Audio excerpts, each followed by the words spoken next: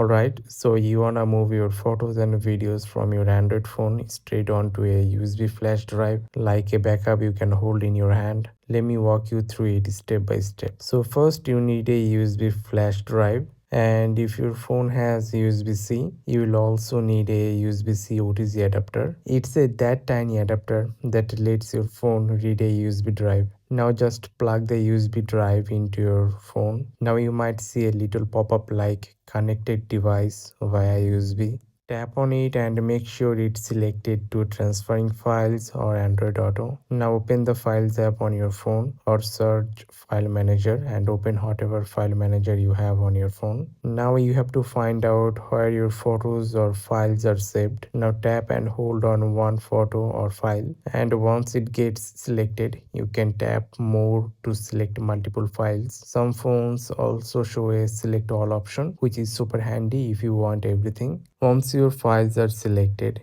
you will see options like Copy and Move.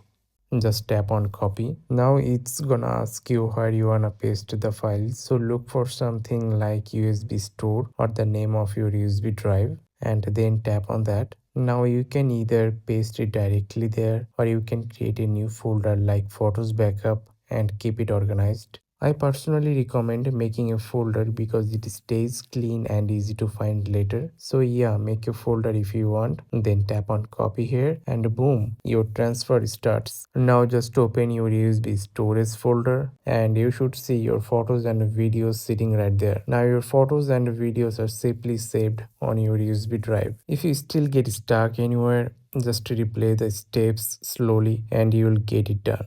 If this video helped you, please hit the like button and subscribe for more simple tips and tricks.